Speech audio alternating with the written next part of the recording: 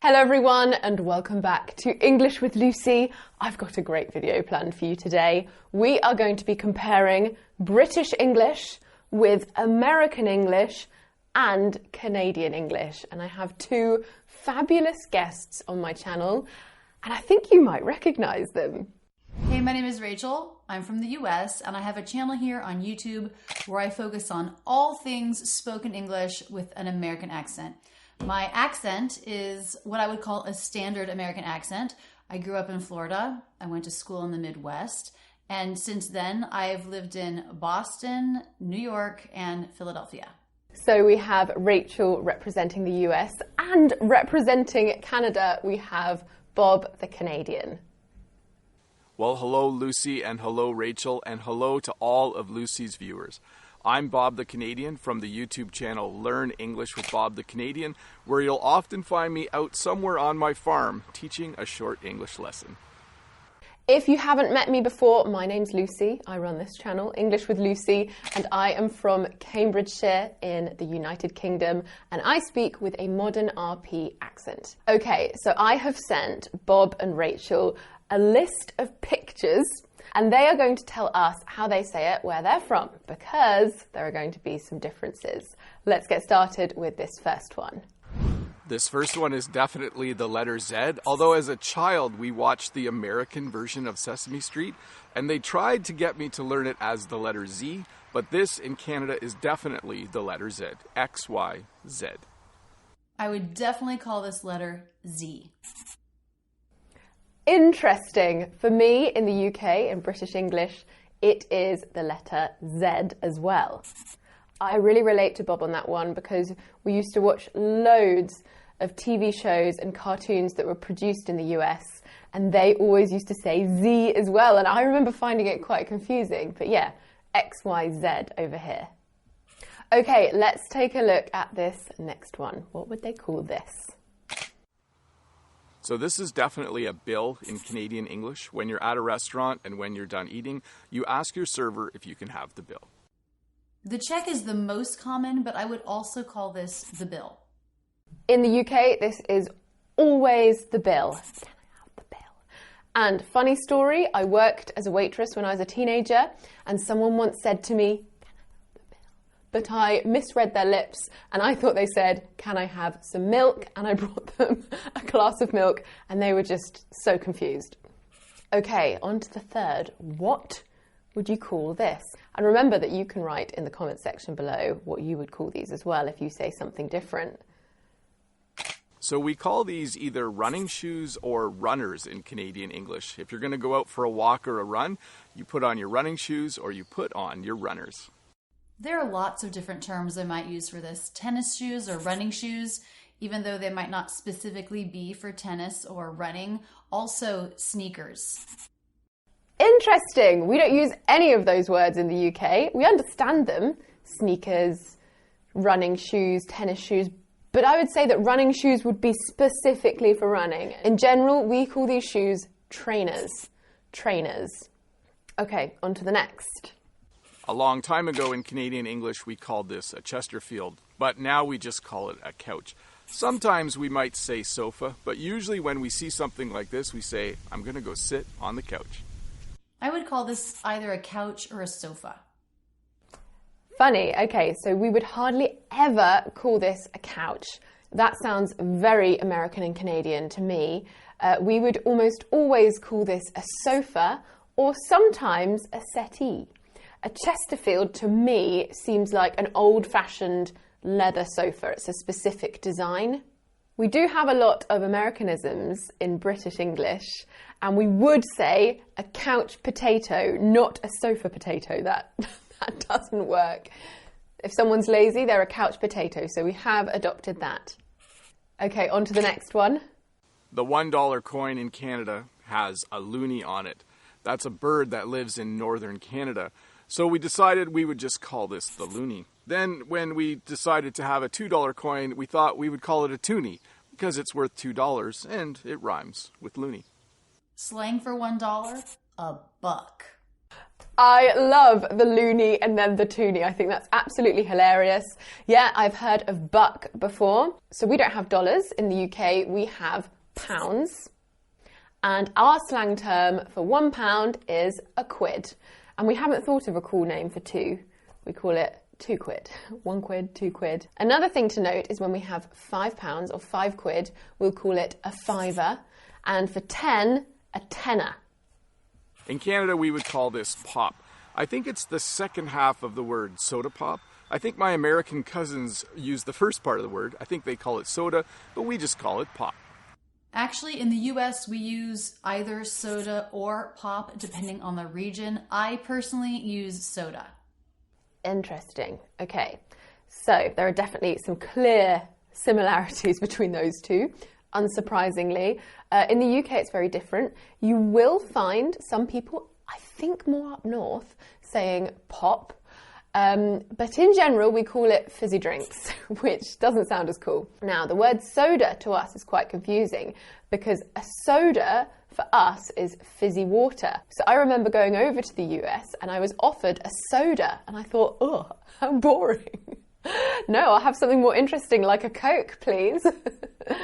Okay, on to the next one. In Canada, we use the metric system, so we measure distance in kilometers, but that seems like a really big word, so sometimes we just say clicks.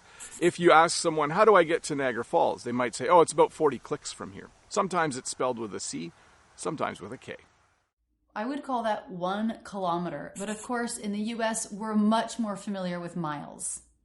So we're quite boring here. We would just call it a kilometre. But sometimes when we're running or doing sport, we would just shorten that down to K. So I love running and I like to run 5K and 10K, 5 kilometres, 10 kilometres. I've never heard of click before. That's quite cool. For driving, we do still tend to use miles. Our speed is in miles per hour. How weird is that? I go running in kilometres, but I drive in miles. We need to sort that out. All right, let's talk about this one. This is what I actually celebrated this weekend that's just gone past. In Canadian English, we would call this either a stag and doe or a Jack and Jill. It's a party that a couple has about a month or two before their actual wedding, where they just invite friends and family over just to have a good time to celebrate the fact that they're getting married. That would be a bachelor party for a man, a bachelorette party for a woman. Ah, it's completely different. In the UK, we say hen do. A do is a party, or a stag do. Now it's more common for them to be more than one night. People like to go away for weekends. But if it's just one night, you can say hen night or stag night as well. Also, it's not so common to celebrate them together, as Bob explained, but it is becoming more common. And we put stag and hen together and we call it a sten. Hag didn't sound so good. Okay, this next one is an interesting one and I kind of just put it in for Bob. Let's see what he says. Canadians often add the word a to the end of a sentence to turn it into a question. So I can't really explain how it works, but I'll give you a few examples. I could say, it's a nice day out here, eh? Or I could say, it's getting hot out here, eh? Or if it was getting a bit windy, I could say, it's getting windy out here, eh?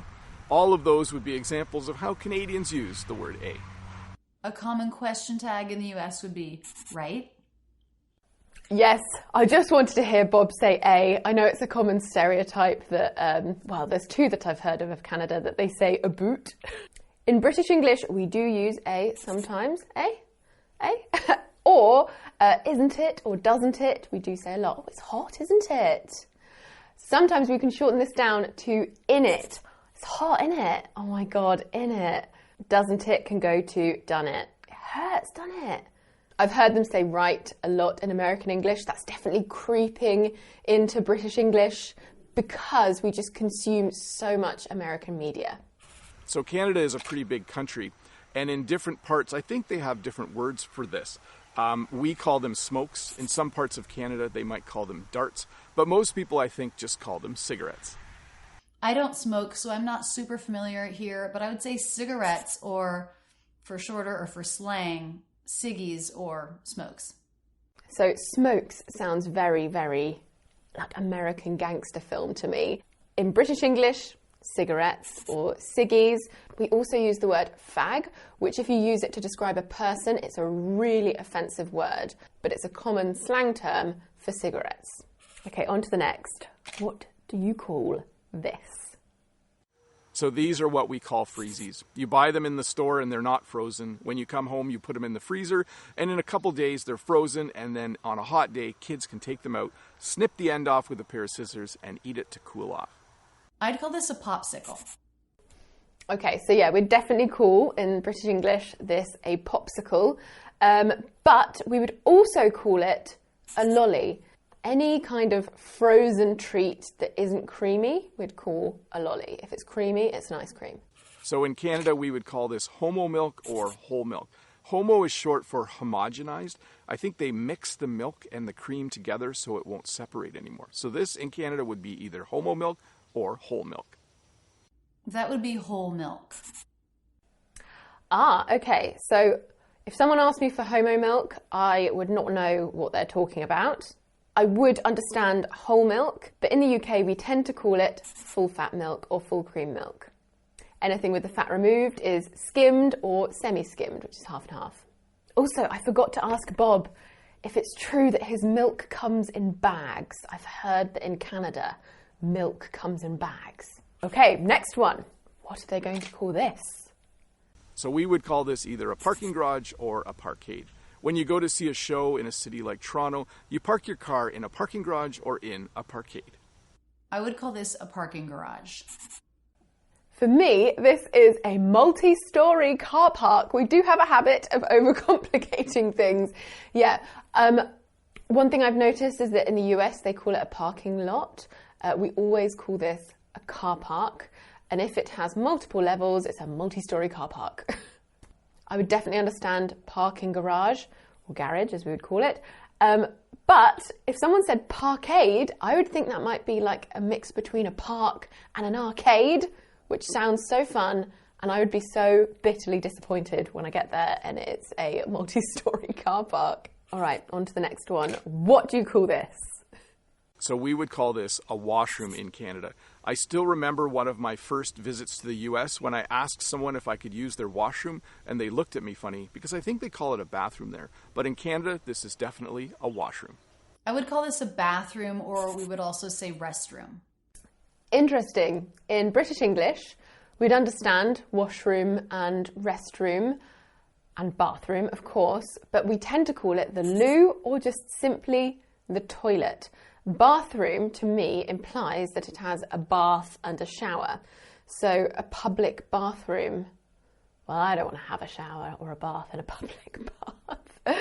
You will often see toilets or public restrooms in the UK marked with WC. This is short for water closet, but no one ever says water closet. We always say the loo or the toilets. Where are the toilets? Where's the toilet? Some of my friends from across the pond have said that they find saying the word toilet directly quite vulgar, and I do understand that, but it's just so ingrained into our everyday speech. Right, let's take a look at this next one. What do they say? We would call this either a fire hall or a fire station. A fire hall is the place where you would find firefighters and fire trucks, and if there's a fire, the alarm goes off and they jump in their trucks and they go to put out the fire. So we would call it a fire hall or a fire station. Fire station, but also firehouse. Interesting. For us, this is just a fire station. We never ever say fire hall or, what was the other one? Firehouse. No, we never say that. Fire station.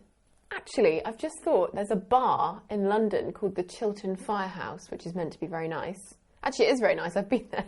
And yeah, I never even thought twice about that. Maybe we do say firehouse every now and again. All right, on to the next one. What do they say for this?